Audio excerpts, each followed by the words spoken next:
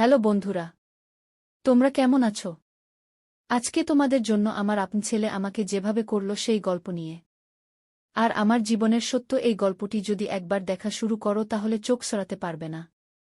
তোমাদের শরীর গরম হয়ে উঠবে, রাতের ঘুম উধাও হয়ে যাবে, মেশিন দিয়ে পানি পড়তে শুরু করবে, শরীরের লোম দাঁড়িয়ে যাবে।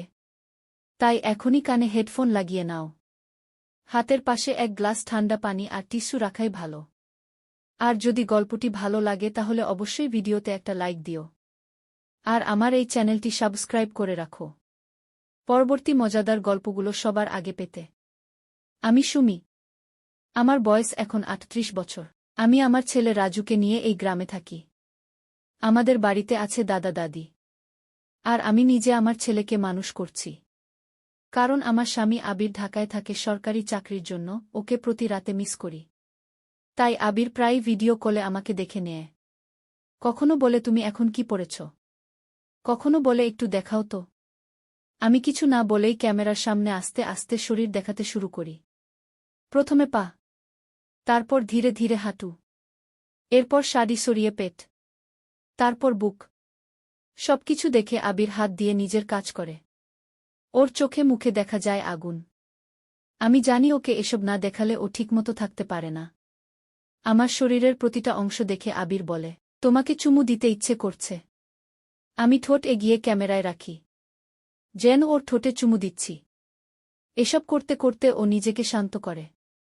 আর আমিও একটা অন্যরকম অনুভব পাই। শরীরটা হালকা হয়ে যায়। আমার ভিতরটা কেমন করে ওঠে। সেই দিন বিকেল থেকেই মেঘ করেছিল। সন্ধ্যায় ঝড় শুরু হল। বিদ্যুৎ এসে আবার চলে যাচ্ছে। বাইরে অন্ধকার, চারপাশে গাছের শব্দ, জানালার কাচ কেঁপে উঠছে। আমি একা ঘরে থাকতে পারছিলাম না।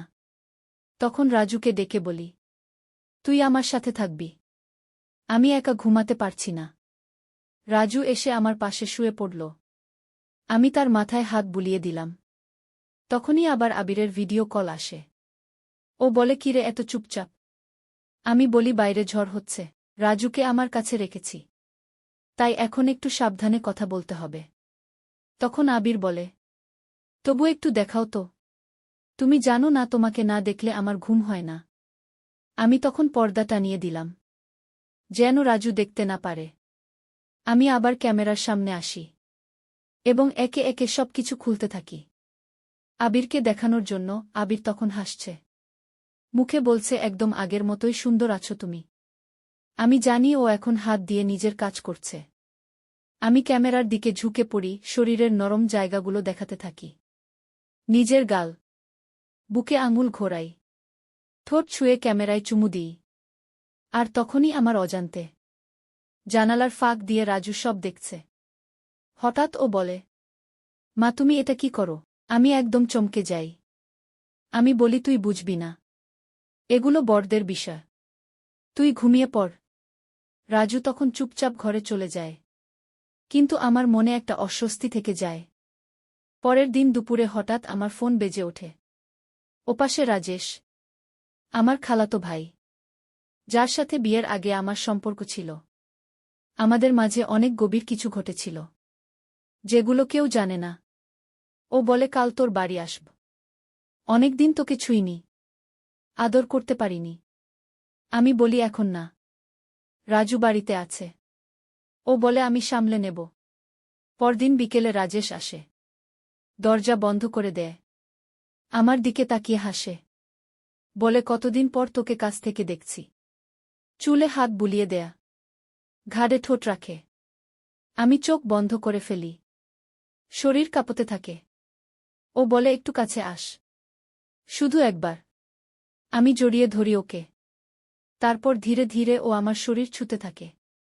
আমি বুঝি আগের সেই অনুভূতি ফিরে আসছে। ও আমার উপরে উঠে আসে। আমি আস্তে আস্তে বলি, তাড়াতাড়ি করো, রাজু জেগে গেলে সমস্যা হবে। ও বলে, আমি সাবধানে করব। তারপর আমাদের মাঝে দীর্ঘক্ষণ চলতে থাকে সেই কাজ।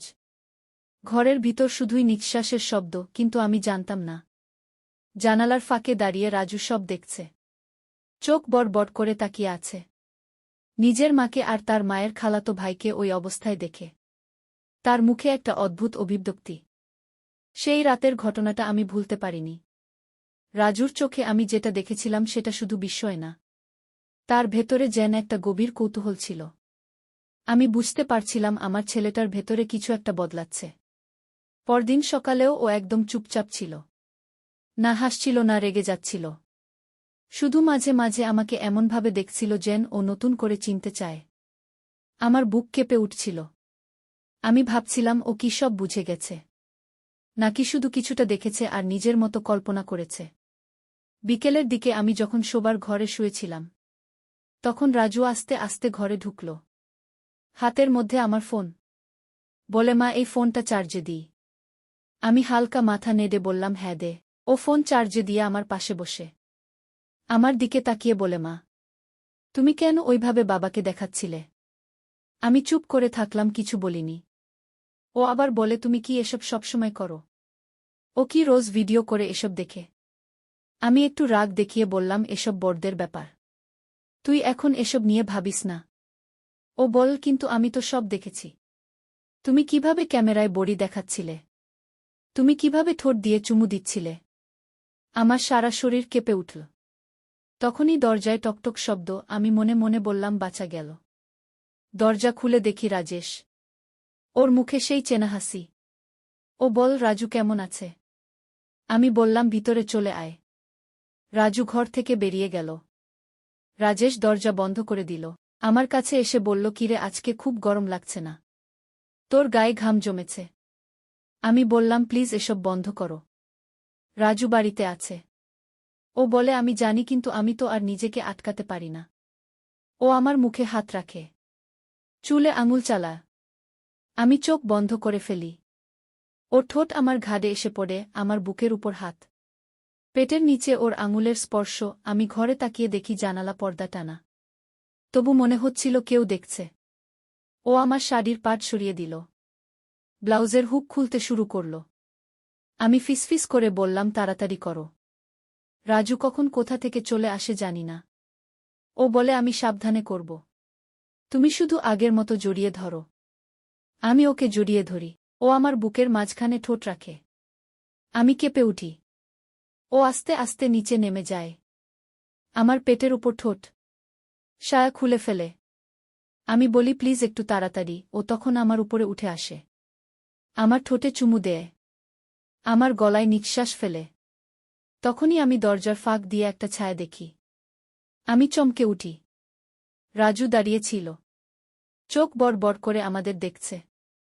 আমার গলা শুকিয়ে যায়। রাজু কোনো কথা না বলে চলে যায়। রাজেশ বলে, আরে কি হলো? আমি বলি, রাজু দেখল আমাদের। ও বলে, তুই চিন্তা করিস না। ছেলেপেলে এসব দেখলে একটু মুগ্ধ হয়। আমি চুপ করে থাকি। মনের ভিতর অস্বস্তি বাড়তে থাকে। আমি ভাবি, আমার ছেলে কি এখন আমাকে আগের মতো দেখতে পারবে? রাতে আমি আর কিছুই খেতে পারি না।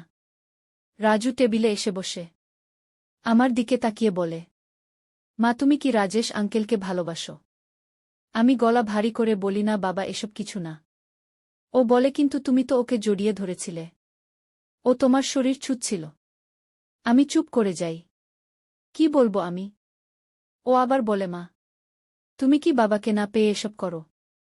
আমি বলি, আমি তো মানুষ, আমারও তো কিছু চাহিদা আছে। তুই এসব বুঝবি না এখন। ও বলে, আমি সব বুঝি। তুমি শুধু আমার সঙ্গে খোলাখুলি বলো। আমার চোখে জল চলে আসে। আমি ওকে জড়িয়ে ধরি। ও আমার বুকের উপর মাথা রাখে।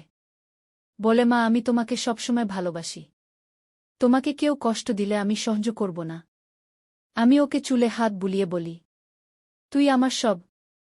তুই ছাড়া আমি কিছু না। আর তখন আমি বুঝি, আমার আর রাজুর মাঝে যে সম্পর্ক ছিল, তা এখন অন্যদিকে গড়াচ্ছে। ওর চোখে আমি একরকম পুরুষ দেখতে পাচ্ছি।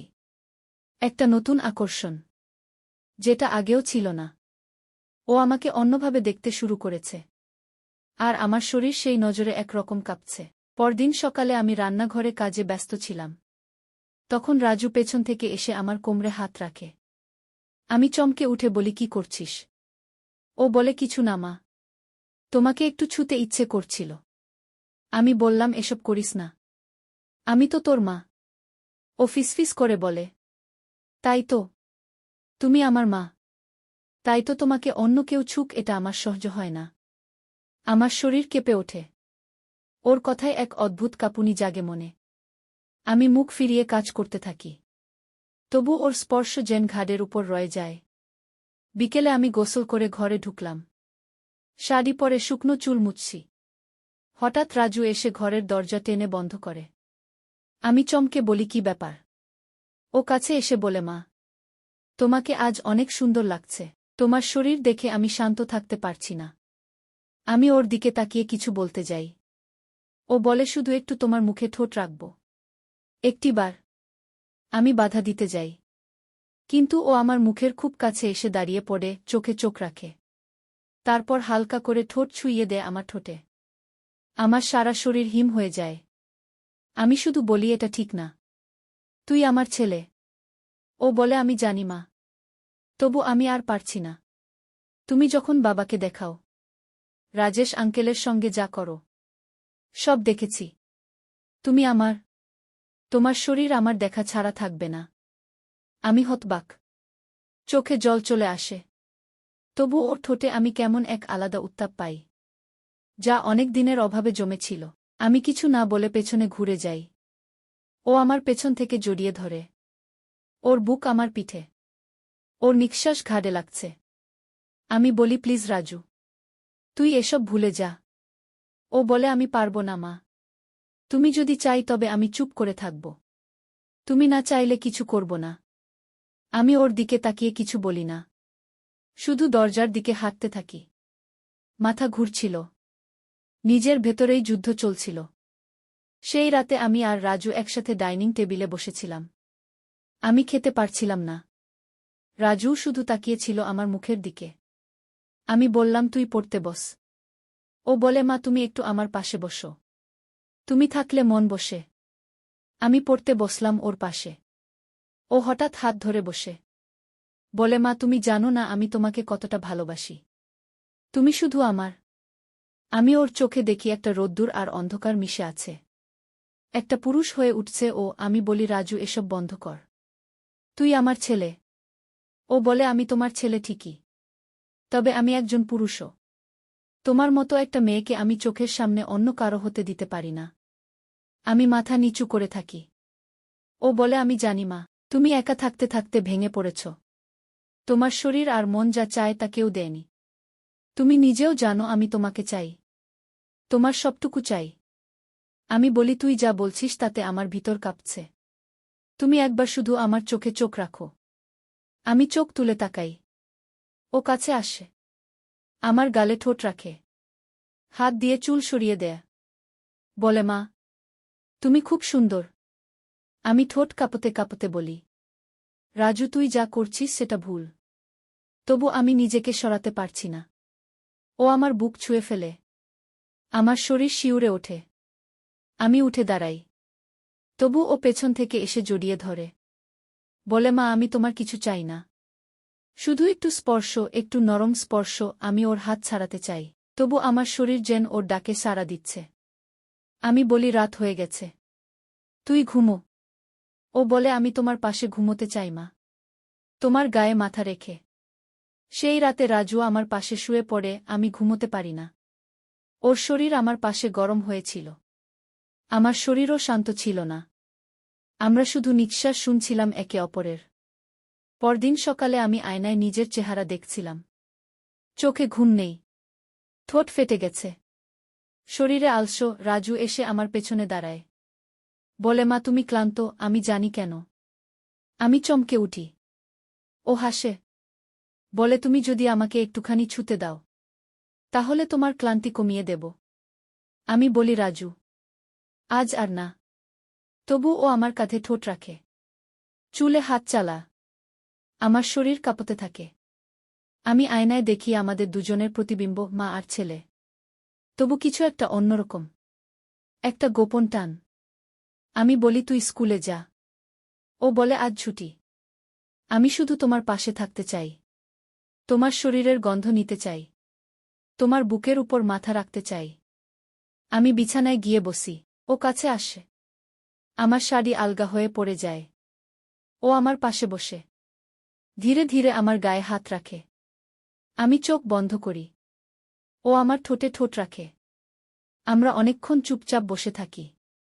ও বলে, মা, তুমি জানো আমি তোমাকে দেখে কেমন হয়ে যাই। তোমার শরীর আমার সব স্বপ্ন। আমি কাঁপতে কাঁপতে ওকে বলি, রাজু, এই পথটা খুব অন্ধকার। ও বলে, আমি আছি। আমি তোমার আলো হব। আমি ওর বুকে মাথা রাখি। ও আমাকে শক্ত করে জড়িয়ে ধরে। আর তখন আমাদের ভিতর কিছু একটা ভেঙে পড়ে, কিন্তু তার ভেতরেও ছিল অন্যরকম শান্তি। সেই দিন দুপুরে আমি ঘরে একা বসেছিলাম। রাজু বাইরের উঠানে খেলছিল। হঠাৎ ঘরে এসে বলল, মা, আমি একটু তোমার পাশে বসব। তোমার গন্ধ খুব ভালো লাগে। আমি হেসে বললাম, এসো। রাজু এসে আমার পাশে বসল। আমার হাত ধরে বলল, তুমি এত সুন্দর কেন মা? তোমাকে ছুতে ইচ্ছে করে সবসময়। আমি কিছু বললাম না। ও আমার কাঁধে মাথা রাখল। তারপর মুখ তুলে আমার গালে হালকা চুমু দিল। আমি কেঁপে উঠলাম। বললাম, এসব